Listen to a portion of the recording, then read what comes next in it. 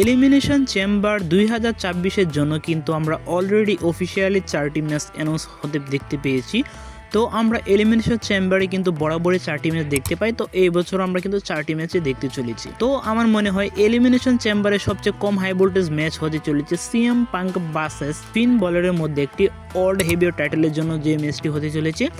আমার মনে হয় সেই ম্যাচ শুধুমাত্র ফিন বেলরের হোম টাউন, সেই কারণেই কিন্তু ফিন বেলর অ্যান্ড সিএম পাঙ্কের মধ্যে এলিমিনেশন চেম্বারে এই ম্যাচটি রাখা হয়েছে। তো এই ম্যাচটিতে আমি নিঃসন্দেহে বলে দিতে পারি যে এই ম্যাচটিতে আমরা সিএম পাঙ্ককে তার টাইটেল রিটেন করতে দেখতে পাবো। এছাড়া আমরা দেখতে পাবো ওমেন্সদের মধ্যে ইন্টারকন্টিনেন্টাল টাইটেলের জন্য একটি ম্যাচ। তো সেখানে আমরা দেখতে পাবো বেকি লিঞ্চ ভার্সেস এজেলির মধ্যে একটি ওমেন্স ইন্টারকন্টিনেন্টাল টাইটেলের জন্য একটি ম্যাচ।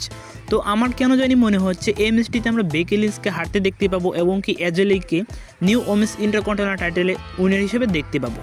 এছাড়াও আমরা দেখতে পাবো ওমেন্সদের মধ্যে এলিমিনেশন চেম্বার ম্যাচ। তো এই ম্যাচটিতে কিন্তু অলরেডি 6 জন ওমেন্স পার্টিসিপেট কিন্তু কনফার্ম হয়ে গিয়েছে।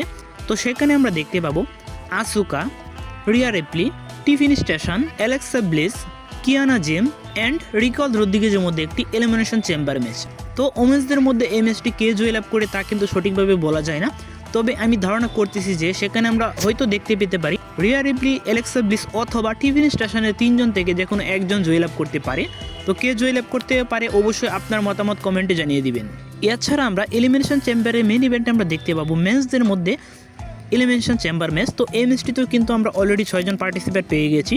তো সেখানে আমরা দেখতে পেয়েছি Randy Orton, Cody Rhodes, LA Knight, জে বন ইভেন্স, জে উসো এবং কি ট্রিক্স উইলিয়ামসকে। তো এই ম্যাচটিতে আমার মনে হচ্ছে রেন্ডি অর্টন অথবা কোডি রোডস ম্যাচটিতে জয়লাভ করতে সক্ষম হয়ে যেতে পারে।